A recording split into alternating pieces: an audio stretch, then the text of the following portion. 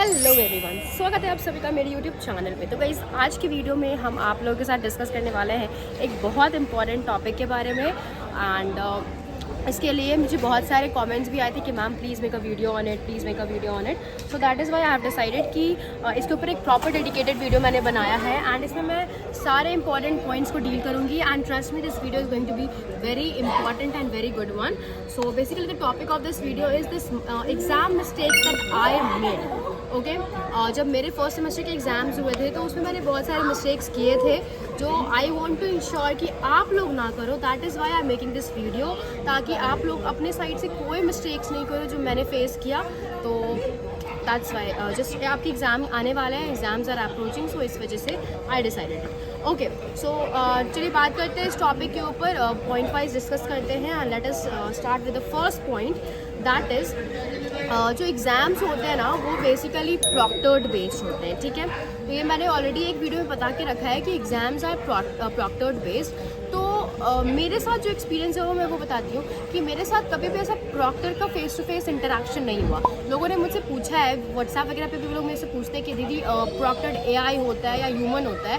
तो एक्चुअली मुझे ये नहीं पता कि वो एआई होता है या ह्यूमन होता है, क्योंकि मेरा प्रॉपर कभी फेस टू फेस इंटरेक्शन नहीं हुआ। जब आप वेबकैम ऑन करोगे उसके बाद फिर आपके एग्जाम्स आ जाते हैं। ऐसा नहीं होता कि आपको पहले बात करनी होती है प्रॉक्टर से, ऐसा कुछ भी नहीं होता है। तो मेरे साथ ये एक्सपीरियंस नहीं हुआ कि मेरे साथ प्रॉक्टर ने कभी मेरे को देखा हो और मुझसे बात किया हो, ऐसा नहीं था। ठीक है, ये एक चीज़ था। सेकेंड पॉइंट दैट मैंने जो मिस्टेक किया था वो ये किया था कि जब मैं उस फर्स्ट एग्ज़ाम में जब मैंने एक मतलब ऑप्शन था वहाँ पे अपलोड का, जहाँ मैंने डिसाइड किया ना कि मैं पेपर में लिख के और उसका पिक्चर ना अपलोड कर देती हूँ। तो उस टाइम पे मेरे साथ क्या हो गया कि जैसे ही मैंने अपलोड पे क्लिक करा तो उस केस में मुझे वार्निंग्स आ गए। तो that is why I suggest कि आप लोग ये गलती मत करना कि आप लोग अपलोड के ऑप्शन को बिल्कुल क्लिक मत करना, क्योंकि अगर आप जैसे ही करोगे आपके पास वार्निंग आएगा, बिकॉज वो आपको ना दूसरे फाइल पर रीडायरेक्ट करेगा, राइट। आपके कंप्यूटर वगैरह या लोकल डिस्क पे जहाँ से आप फोटोज़ लोगे, तो वो चीज़ आप मत करना, बिकॉज वो आपको वार्निंग्स पे वार्निंग्स देगा, which is not good for you.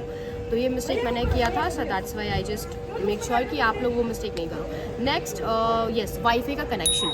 Wifi का कनेक्शन बहुत स्टेबल होना चाहिए और कोशिश करो कि डुअल रखो, इस तरीके से कि अगर एक का इन केस किसी रीज़न से चला भी जाता है तो दूसरा आपके पास अवेलेबल हो। तो ये बहुत ज़रूरी है कि मैंने क्या किया था कि एक अपने मोबाइल डेटा से भी कनेक्ट कर लिया था और एक अपने वाईफाई से भी कनेक्ट कर लिया। तो ऐसा क्या था कि अगर वाईफाई इनकेस चला गया तो मोबाइल डेटा अपने आप ऑटोमेटिकली हो जाता था। वो ऑटोमेटिक का ऑप्शन होता है लैपटॉप में, तो आप उसको डाल सकते हो कि मोबाइल से गया तो लैपटॉप से हो गया, मतलब वाईफाई से हो गया। ठीक है, तो मेक श्योर कि आप ये करके रखना, बिकॉज मैंने अपने फर्स्ट एग्जाम में ऐसे ही किया था और तभी एग्जाम मेरा बहुत स्मूथली गया था। अगर इनकेस कुछ भी एरर हो जाता है, आपका सर्वर प्रॉब्लम हो जाता है, वाईफाई में प्रॉब्लम हो जाता है, तो आपका लास्ट में सबमिट करने में बहुत प्रॉब्लम आएगा। अब आ जाते हैं अपने फोर्थ पॉइंट पे, दैट इज़ हमेशा जब भी अपलोड करो आप अपने आंसर्स को, make sure you upload it 10 minutes prior to the examination, end of the examination, क्योंकि सर्वर का प्रॉब्लम होगा, सबमिट नहीं होगा, उसके बाद अब आप कॉल पे कॉल करते रह जाओगे अपने मेंटोर को और लोगों को डीपीयू में, वो कुछ नहीं कर सकते हैं बिकॉज उनके हाथ में नहीं है, that is a technical thing. So इस वजह से वो लोग भी इस चीज़ को एडवाइस करते हैं कि हमेशा 10 मिनट पहले आप अपने एग्ज़ाम को सबमिट कर दो। अगर आपका एग्ज़ाम कंप्लीट हो चुका है तो इवन आपको रिविजन करना, टेक 1 और 2 minutes and just revise and submit it, because अगर आप नहीं करोगे आपको ही प्रॉब्लम होगा एंड टेक्निकल इशूज़ के साथ वो लोग कुछ नहीं कर सकते हैं, राइट। वो दोबारा आपको एग्ज़ाम देने भी नहीं देंगे। सो मेक श्योर कि आप पहले ही 10 मिनट पहले आप इसको सबमिट कर दो, सर्वर बहुत डाउन हो जाता है। Next point that is time management बहुत ज़रूरी है।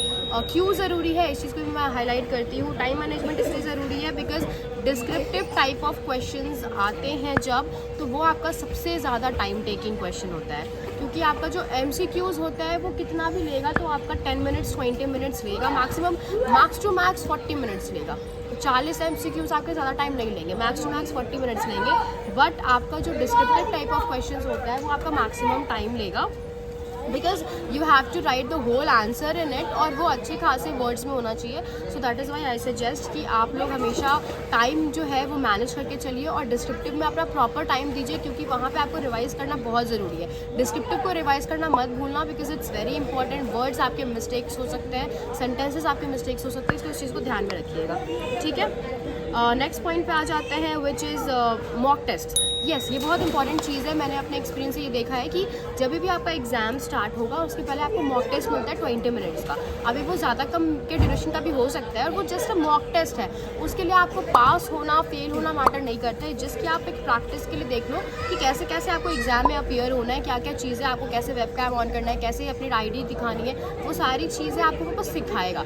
बहुत लोगों ने मुझसे पूछा था कि मैम मॉक टेस्ट में पास होना ज़रूरी है। नहीं, ऐसा कुछ नहीं है। Mock test is just for you to understand that how you are going to appear for the exam. That's it, nothing else in it. And the last point is very important, that is read questions carefully because questions are very tricky. जब भी आप questions पढ़ो, you are an MBA guys, आपके questions इतने easy नहीं होंगे। ये मुझसे बहुत लोग क्वेश्चन करते हैं मैम क्वेश्चन हार्ड होंगे, क्वेश्चन इजी होंगे।